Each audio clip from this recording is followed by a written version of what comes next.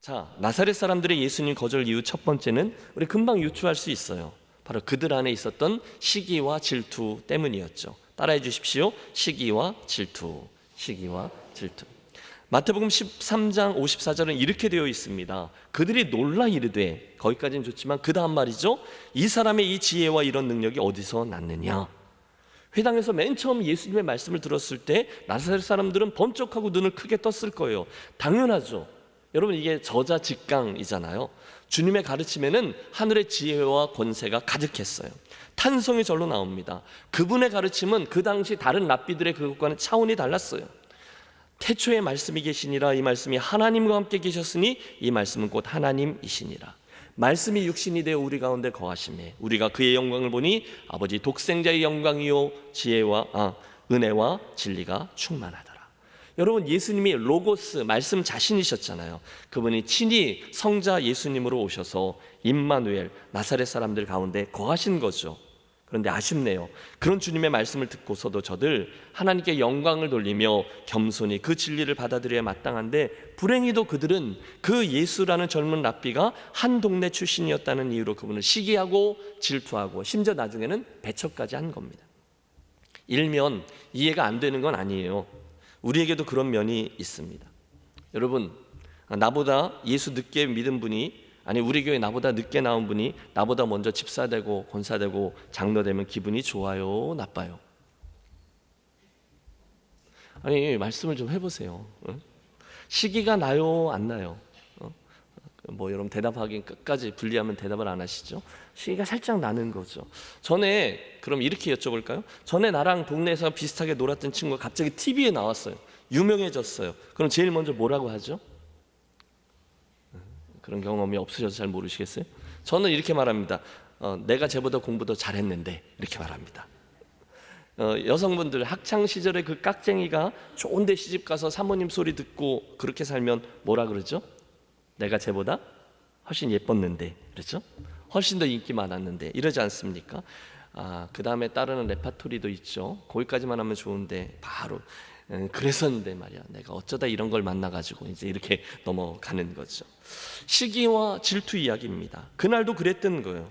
같은 동네에서 자란 사람인데 저렇게 놀라운 하늘의 지혜와 능력이 담긴 말씀을 가르친다고?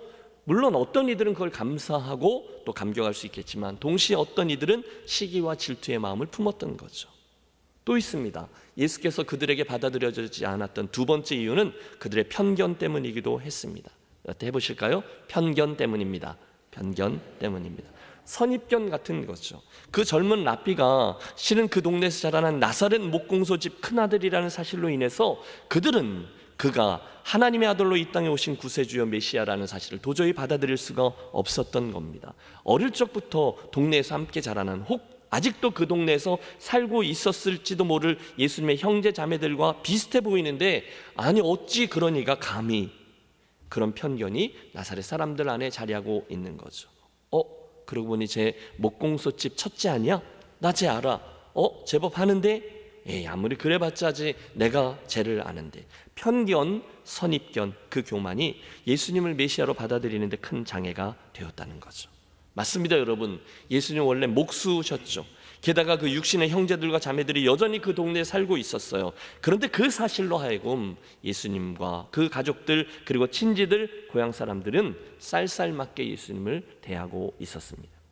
여기서 우리가 얻게 되는 교훈이 있죠. 사실 여러분, 편견, 선입견이라는 렌즈를 끼고 보면 사실 그 무엇 하나도 성에 차지 않습니다. 그래서 예수님의 형제들과 자매들도 예수님이 살아계시는 동안에는 그분을 믿지 않았어요. 그러다가 한참 후에 예수님의 십자가와 부활을 목도하고 사도행전 1장의 오순절 성령 강림 사건을 체험한 후에야 그분의 메시아됨을 믿고 따르게 되었죠. 그러나 지금은 아직 아닌 겁니다. 그리고 그것이 그들의 인생에 있어서, 아니 그들 마을의 가장 귀한 축복으로 화할 수 있었던 예수님과 그분의 존재와 은혜를 거절한 정확한 이유가 되었어요. 슬픈 일입니다. 그래서 누가복음 4장 23절과 24절에 보면 주님은 이런 표현을 쓰세요. 예수께서 그들에게 이르시되 너희가 반드시 의사야 너 자신을 고치라 하는 속담을 인용하여 내게 말하기를 우리가 들은 바 가버나움에서 행한 일을 내 고향 여기서도 행하리라 하리라. 또 이르시되 내가 진실로 너에게 이르노니 선자가 고향에서는 환영을 받는 자가 없느니라. 여러분, 여기 나오는 재밌는 관용구가 있어요. 의사야 너 자신을 고치라 라는 말은요, 엉터리의 의사들에게 하는 관용구입니다. 원뜻은 먼저, 여기서 잘난 척하지 말고 먼저 너희 가족들부터 고쳐놓고 의사 노릇을 해라, 그런 말이에요. 앞에 있는 의사를 굉장히 무시하고 모욕하는 언행이죠. 직역하면 너의 가족들도 못 고치면서 무슨 노릇을 한다고 그래? 빈정대는 거예요. 누가 그러는 거냐? 가족들이 그런다는 거죠. 다른 이들은 의사라고 하면 그의 말을 잘 듣고 이 약 먹으세요 하면 이해하고 먹고, 저 침대 가서 좀 입원하세요 하면 이해하고 그렇게 행하는데, 오히려 가까이 있는 가족들은 그 말을 잘 안 들어요. 왜요? 잘 아니까. 그래서 그때는 잘 아는 게 오히려 걸림돌이 된다, 그런 뜻입니다. 지금 주님이 그 말씀을 하시는 거예요. 내가 진실로 너에게 이르노니 선지자가 잘 아니까 고향에서는 환영을 받을 자가 없느니라, 그 의미입니다. 그날 여러분 생각해 보십시오. 나사렛 사람들이 예수님을 원래 몰랐었더라면 그분의 말씀을 더 잘 받아들였을 텐데, 더 겸손히 그 가르침을 받아 따랐을 텐데, 자기들이 그 주님을 잘 안다 생각하니까 그분의 은혜를 거부한 거예요. 긴장감이 없어요. 나 쟤 알아, 목공소집 큰아들이잖아, 그런 쟤가 갑자기 뭔 랍비가 돼서 우리를 가르친다고 그래? 전혀 진리를 받아들이려고 하지 않아요. 은혜를 구하지 않아요. 그 심령이 가난해지지 않아요. 그러자 자연스럽게 따라오는 결과가 있죠. 은혜 없음, 축복 없음. 여러분, 오늘 저와 여러분도 같이 기억하겠습니다. 그렇듯 아쉬움과 간절함이 없는 곳에, 그런 땅에 임할 하나님의 은혜와 축복은 없습니다. 그러므로 여러분, 오늘 이 K 친족 나사렛 사람들의 이야기가 오늘 우리들에게 영적인 가르침은 분명합니다. 저와 여러분은 정말 최선을 다해 겸손히 행하는 심령이 되어야 한다라는 것입니다.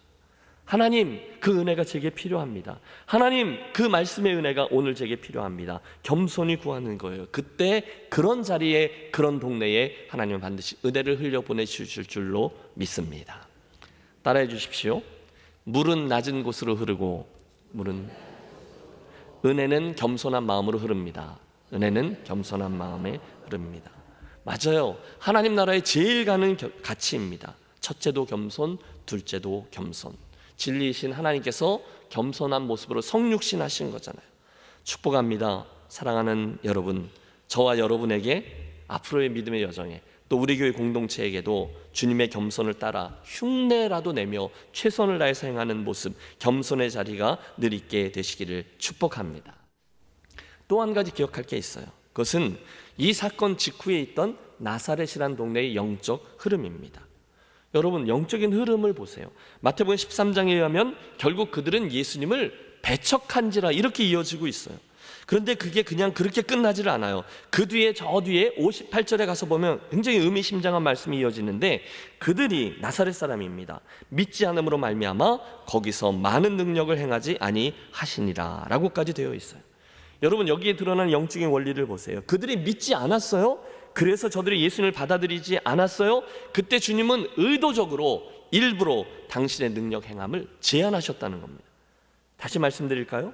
여기에 하나님의 말씀이 선포되고 주어지는데, 심지어 성육신하신 예수께서 저자 직강으로 말씀하시는 데는 그 말씀을 받아들이지 않았다. 그랬더니 주님은 당신께서도 더 이상 그곳에 아무런 능력을 행하지 않으셨다는 거예요. 여러분, 무엇이 더 중요합니까? 그날 저들이 아무리 예수님을 잘 알고 있었다 해도, 그들이 예수님의 아버지 요셉도 알고 예수님의 어머니 마리아도 알고 예수도 알고 형제 자매들도 어릴 적부터 잘 알았다 해도, 정작 중요한 것은 그 말씀을 겸손으로 받아 그들의 마음으로 믿지 않았더니 주님이 일부러 더 이상 능력을 행하지 않으셨다는 거예요. 이를 오늘 저와 여러분의 삶에 그대로 적용해 보시죠. 오늘 저와 여러분의 삶에, 우리들 믿음의 여정에 하나님의 놀라운 능력이 느껴지지 않거나 나타나지 않거나 기적적인 간증거리나 가슴 벅참이 없다면, 여러분 혹시 나는 내 욕심만큼 혹시 그분을 향한 갈망을 갖고 있지는 않습니까? 나는 그분의 은혜를 사모하지 않는 성도는 아닌가를 점검해 보셔야 한다는 거예요. 내가 믿지 않으면, 내가 받아들이지 않으면 그분의 은혜와 능력이 내 안에 자리하지를 않아요. 주님은 믿음이 없는 곳에 일부러 능력을 행하지 않으시는 분이거든요. 여러분, 저를 잘 따라오고 계시나요? 지난 주간에 이제 이 말씀을 준비하면서 이 대목에 이르렀을 때 저는 잠시 회개하는 시간을 가졌습니다. 보통 저는 설교문을 작성할 때 1차적으로 저 자신을 그 청중의 자리에 앉혀놓고서 설교문을 써 내려가거든요. 그러니까 자연스럽게 이 말씀은 저 자신에게 들려지는 말씀이 되는 거죠. 그랬더니 저 자신을 돌아보면 회개할 거리들이 보이는 겁니다. 여러분 잘 아시다시피 새롭게 한국에 와서 섬기게 된 목회, 그러니까 전 10개월 정도 되었는데요. 저는 우리 김해제일교회를 목회자로 섬기면서 정말 조심스럽게 적응하고 행동하며 특별히 실수하지 않으려고 굉장히 애를 쓰며 걸어왔습니다. 여러분 보이세요? 제가 굉장히 긴장해 있잖아요. 긴장하고 굉장히 불편해 보이지 않으세요? 아니요? 아니요, 저 굉장히 긴장하고 있습니다. 매주 또 여러분 대할 때마다 최선을 다합니다. 아주 긴장해서 실수하지 않으려고. 왜? 목회니까요.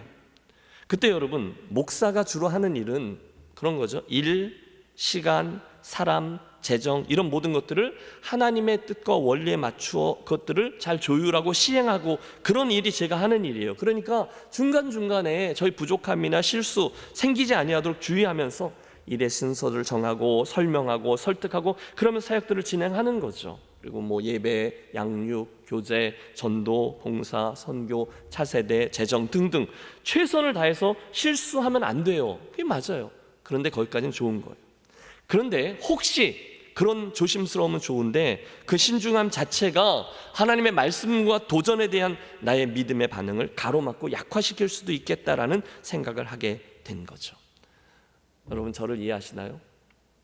여러분 김 목사가 이 목회를 어떻게 해야 된다라고 보세요? 예, 정답은 잘해야죠 입니다. 그렇죠? 그래서 이것저것 정말로 잘하려고 하다 보니까 따져보고 계산해보고 그렇게 하는데 그것까지는 좋아요. 여러분 오해하지 마십시오. 그런데 너무 신중하고 너무 조심스럽게 하려다 보니까 딱 봐도 될 만한 것들, 해도 욕먹지 않을 만한 것들, 무리가 되지 않을 만한 것들만 하게 되는 우를 범할 수 있다는 거죠. 그러면서 나도 모르게 믿음의 도전 또는 야성 있는 신앙생활 이런 것들을 행하지 않으며 딱 거기까지만 목회할 수도 있겠다라는 생각을 해보았습니다. 전 지금 나사렛의 영적인 흐름에 대한 얘기를 하는 거예요. 혹시 그렇게 조심스럽게 행하다 보면 제가 교회 관리는 잘할 거예요. 이걸 관리형 목회라고 하거든요. 그런데 늘 그렇게만 하다 보면 하나님께서 어느 순간 도전하시고 가슴 뛰게 하시고 막 그렇게 할 때 거기에 반응해서 도전하는 목회, 역동적인 목회, 사고치는 목회는 하지 못할 겁니다. 여러분 오해하지 마십시오. 제가 조만간 사고 하나 치겠습니다를 말씀드리려는 게 아니에요. 혹시 너무 조심스럽게 하려고 하다 보면 하나님의 말씀과 도전이 주어질 때조차 용감히 도전하고 반응하고 예 순종하겠습니다, 무리해도 제가 좀 해보겠습니다라는 생각을 놓칠 수 있다는 거예요.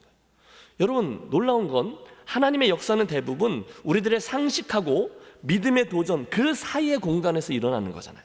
딱 상식선에서만 예수 믿으면 갈 수 있어요. 딱 상식선에서만 신앙생활하고 상식선에서만 저 같은 경우는 목회하며 갈 수 있어요. 그런데 그렇다면 하나님 믿음의 공간은 없지 않겠느냐라는 도전을 받게 된 거죠. 여러분은 어떠세요? 오늘 여러분의 삶에는 하나님이 주시는 어쩔 때는 부담이 되는 말씀까지도 그것들을 받고 믿음으로 순종의 발걸음을 떼며 떠나고 하는 그런 믿음의 역사가 있습니까? 여러분의 현재형 삶에는 예수님 때문에 도전받고 들은 대로 도전하고 하는 그런 믿음의 영역과 그런 믿음의 공간이 있습니까? 저도 여러분도 깜짝 놀라게 되는 그런 믿음의 영역, 때로는 주님도 백부장이나 이런 사람들의 믿음을 보면 깜짝 놀랐다고 하셨잖아요. 그런 이들에게 보셨던 그런 믿음의 영역, 그런 믿음의 공간을 주님이 여러분에게서 보고 계십니까? 오늘 예수님의 고향 마을 사람들과 친족들은 예수님이 나사렛에서 자라났다라는 이유 하나로 자기들이 잘 아는 집 아들이라는 이유 때문에 그 주님의 귀함을 모르고 거절하고 결국은 배척하는 우를 범했어요. 그리고 그로 인해서 본문 말씀처럼 나사렛이라는 동네는 절대절명의 커다란 축복의 찬스 앞에 섰는데도 그 주님을 받아들이지 못합니다. 깜짝 놀랄 일이 생기지 않아요. 왜요? 주님이 그렇게 당신을 대하는, 싸구려로 여기는, 믿음 없이 대하는 그들에게 일부러 당신의 능력 행함을 제한했기 때문입니다. 아니 5절의 말씀, 그들이 믿지 않음을 이상히 여기셨도다, 주님이 그렇게 반응하셨어요. 그리고 나서 여러분 그 다음이 중요해요. 그러거나 말거나 주님은 늘 그러셨던 것처럼 손해보지 않으시고 당신의 일을 계속해 나가시죠. 6절, 이에 모든 촌에 두루 다니시며 가르치시더라. 주님은 항상 그러셨어요. 우리들 옆에 지나가시다가 저와 여러분과 눈이 마주치셨을 때 믿음의 도전과 말씀의 도전으로 초대하시죠. 너 나와 함께 가자. 그때 저와 여러분 네 하고 주님의 움직임에 올라타면 저와 여러분의 인생은 가슴 벅찬 역동적인 믿음의 경험을 하게 되는 것이고, 만약에 저와 여러분이 핑계를 대며 나사렛 사람들처럼 걸림돌이나 선입견이나 교만함 때문에 아니요 그냥 가세요 하면 예수님은 손해보지 않으시고 그 옆에 마을로 가시는 거죠. 얼마든지 당신 요한계시록에 말씀하신 것처럼 촛대를 옮기실 수 있는 분이십니다. 두려움과 떨림으로 들어야 될 말씀이죠. 한편 누가복음의 기록을 보면 이야기가 그렇게 간단히 맞춰지지 않습니다. 속편이 이어져요. 순간 주님은 그렇게 당신을 인정하지 아니하고 배척하는 나사렛 친족 동네 사람들에게 두 가지 구약의 말씀을 인용하시죠. 첫째, 엘리야 선지자 때의 일이죠. 내가 참으로 너에게 이르노니 엘리야 시대에 하늘이 3년 6개월간 닫히어 온 땅에 큰 흉년이 들었을 때에 이스라엘에 많은 과부가 있었으되 엘리야가 그중 한 사람에게는 보내심을 받지 않고 오직 시돈 땅에 있는 사렙다의 한 과부에게 뿐이었으며. 여러분, 엘리야 선지자 때 이스라엘의 그 수많은 과부들은 놀라운 기적을 체험하지 못했어요. 그런데 한 사람, 시돈 땅, 이방인입니다. 이방인 과부만 하나님의 도움을 맛보았다 말씀하시죠. 두 번째 경우도 있어요. 또 선지자 엘리사 때에 이스라엘에 많은 나병 환자가 있었으되 그 중에 한 사람도 깨끗함을 얻지 못하고 오직 수리아 사람 나아만 뿐이었느니라. 같은 이야기죠. 엘리사 그 다음 선지자입니다. 이스라엘에 많은 문둥병자들이 있었지만 오직 이방인 문둥병자였던 나아만만이 병고침을 얻었다는 거예요. 이유는 하나죠. 이스라엘에게는 은혜를 사모함이 없었고 이방인에게는 그 은혜를 사모함이 있었기 때문이에요. 여러분, 이게 중요합니다. 그들은 사모하지 않았어요. 목말라 하지 않았어요. 그때 하나님의 은혜는 그들에게서 돌이켜 저쪽에 은혜를 사모하던 이방인들에게로 향했다는 거예요. 어제 바자회 한다고 아침 일찍 왔어요. 그래서 저희가 좀 일찍 왔는데 그것들을 막 준비하던 분이 이하림 목사님이 그 경품 이거 걸어주는 거 있잖아요. 근데 제가 제일 먼저 왔다고 그걸 걸어준다는 거예요. 1번 목사님 이거 1번인데 거세요. 이렇게 해준 거예요. 근데 제가 워낙 믿음이 없는 거죠. 또는 야 목사가 그거 받으면 뭐해. 그리고 저는 그거를 거절하고 또 이렇게 걸리적거리니까 찢었어요. 그리고 이제 버린 거죠. 나는 그런 거 당첨돼 본 적이 없거든요. 갈망하지 않았어요. 나중에 경품을 추첨을 하다가 금을 뽑는데 1번이 나온 거예요. 제 뒤에 있는 이하림 목사가 한마디 더 하더라고요. 목사님 제가 1번 그거 하라고 막. 여러분, 경품에 대한 갈망이 없는 사람은 경품을 받을 자격이 없는 거죠. 제가 제 아내에게 크게 칭찬받을 수 있었는데, 그렇죠? 하다못해 경품에 대한 갈망도 그런데 하나님의 은혜는 말할 것이 없다는 거죠. 지금 예수님께서 왜 나아만 장군 이야기를 했을까요? 왜 사르밧 과부 이야기를 했을까요? 주님은 은혜를 사모하지 않는 이들에게 억지로 은혜를 베푸실 의향이 없으시다라는 뜻이에요. 그래서 나사렛 마을의 친족과 고향 사람들에게 말씀하신 거죠. 그렇게 마음 문을 닫고 완악함으로 나온 너희에게 줄 은혜는 없다는 겁니다. 그리고 나서 주님은 더 이상 그들의 능력을 행하지 않으세요.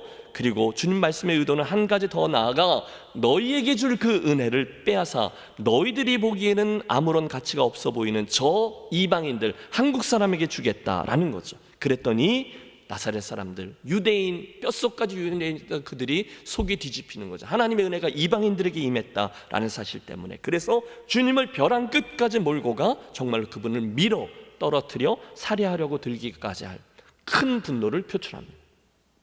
여러분, 이 대목에서 한번 생각해 보시죠. 사실 여러분, 이런 일은 성경에 등장하는 이들, 오늘의 저 나사렛 사람들에게 뿐 아니라 이후의 역사 속에, 우리의 교회사 속에 수없이 반복되었습니다. 이스라엘 백성들이 하나님의 놀라운 은혜, 예수 그리스도라는 보배를 받아 귀하게 여기지 않고 받지 않을 때 하나님은 그 선민이라는 축복을 빼앗아 이방인이었던 저와 여러분에게 나누어 주신 거죠. 로마서는 우리에게 분명히 그런 분임을 기억하라는 거예요. 원가지도 아끼지 아니하였으니 접붙인 가지야 더할 나위가 없다는 거예요. 삼가 조심하라는 거예요. 한마디로 교만하면 안 된다는 거죠. 여러분 따라해 주십시오. 절대로 교만하면 안 됩니다. 마땅히 내가 받을 만한 은혜니까 내게 주시는 거지. 아니요, 여러분 그 교만함을 내려놓으시고 끝까지 여러분 신앙의 연배가 어느 정도 되었든지 아무 상관없이 여러분 끝까지 저와 여러분 주님 앞에 그 결승 옆에 서는 날까지 끝까지 은혜를 사모하며 겸손히 행하고 심령의 가난함으로 나아가는 저와 여러분이 되시기를 부탁합니다. 지난 시간 사마리아 우물가의 여인의 그 외침을 기억하세요. 주여 내게 이 물을 주사 나로 다시는 목마르지도 이곳에 물 기르러 나오지도 않게 하옵소서. 주님, 내가 목이 마릅니다. 30년 전 예수 처음 믿을 때만 목이 마른 게 아니라 오늘도 목이 마르고 주님 앞에 서는 그날까지 제 심령이 주리고 갈합니다. 주님, 저에게, 주님 우리 가문에게, 주님 우리 교회 공동체에게 주님 주시는 은혜를 베풀어 주시옵소서. 갈망하고 구하시는 저와 여러분이 되시기를 권합니다. 사랑하는 여러분, 성경을 보십시오. 기독교 역사를 보십시오. 하나님의 은혜와 성령의 역사가 어떤 곳에 임하곤 했습니까? 어떤 공동체에게 주께서 그런 은혜를 부어주십니까? 사람이 많이 모이는 곳입니까? 역사와 전통이 있는 곳입니까? 이러저러한 인간적인 자격들이 많아 보이는 곳입니까? 아닙니다. 여러분 성경을 보십시오. 교회사 속에 있었던 성령님의 역사를 연구해 보세요. 틀림없어요. 놀라운 은혜, 성령님의 역사는 반드시 그분의 은혜와 역사를 사모하고 구하는 곳에만 임하였어요. 기다리고 사모하는 이제 됐다, 이 정도가 아니라 사모하는 곳에 그분의 역사가 임했고 일어났어요.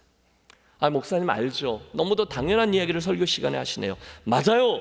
그런데 여러분 제가 지금 말씀드리는 것은 그걸 아느냐를 여쭙는 게 아니에요. 여러분은 그것을 사모하느냐를 여쭙는 것입니다. 사랑하는 여러분, 오늘 저와 여러분은 그 성령님의 역사를, 그 하나님의 은혜를 오늘 정말로 목말라하며 사모하고 있습니까? 오늘 예수님의 친족들과 나사렛 사람들이 바로 그 갈라지는 지점을 보여주고 있는 거예요. 시기와 질투와 편견과 선입견 등등 교만함이죠. 그 이유가 무엇이었든 그들은 그날 예수님, 하나님의 아들, 그분의 말씀과 가르침 그 어느 것 하나도 진지하거나 목말라 하지를 않았어요. 아쉬움이 없었어요. 그들의 심령이 가난하지 않았어요. 애통해하지 않았어요. 전혀 겸손히 하나님의 은혜를 사모하지 않았어요. 내가 뭐 어때서? 그분이 없으면 뭐가 어떻게 아쉬운데, 그렇게 생각하고 행동했습니다. 그 결과 나사렛 땅과 나사렛 살고 있던 친족들은 그 땅에 오신 예수님, 하나님의 아들 그 예수님, 그들을 구원하기 위해 그 땅에 오신 메시아를 눈앞에 두고도 거절하는 그런 우를 범합니다. 아마 지금쯤 그때 그곳에 있었던 나사렛 사람들은 땅을 치고 통곡하고 있을 거예요.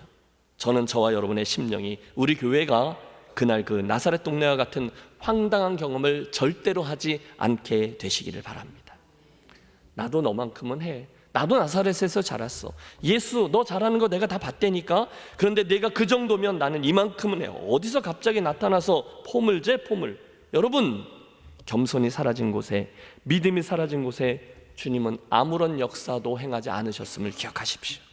오히려 그분은 종은 무익합니다. 종은 아는 게 없습니다. 종은 오늘도 여전히 주의 은혜를 사모합니다. 30년 전 40년 전 내게 주셨던 은혜의 하나님, 오늘도 제게 은혜를 부어 주옵소서. 그렇게 간구하고 사모하는 이들에게 그분의 은혜와 부흥을 허락해 주실 줄로 믿습니다. 반복합니다. 주의 은혜가 갈급한 심령을 가질 때, 그때에는 다른 것을 쳐다볼 여력이 없어요. 뭐 누가 어떻고 뭐 이게 어떻고 설명하고, 아니요, 주여 이 물을 내게 주사 나로 다시 목마르지 않게 하소서. 우물가의 여인처럼 간절함으로 구하는 거죠. 그분만 보는 거예요. 형제들아 내가 어찌할꼬, 다른 이유를 설명하지 말라는 거예요. 그 간수, 그 구도자는, 빌립보의 그 간수는 그 순간 스스로의 부족함을 씨름하며 그분의 도움을 구하며 나아가는 거죠. 바랍니다. 2000년 전 그 나사렛 동네 사람들과 예수님의 친족들의 실수가 저와 여러분에게는 절대로 반복되지 않으시기를 소원해요. 대신 앞선 수가성 여인처럼 매일매일 주님이 주시는 생수 은혜에 목말라하며 매 예배 때마다 현재형의 은혜를 간구하며 나아가 주님이 약속해 주신 하늘의 은혜가 폭포수와 같이 임하는 그분 주시는 은혜와 부흥을 경험하는 저와 여러분과 우리 교회가 되시기를 예수님의 이름으로 축원합니다. 기도하겠습니다.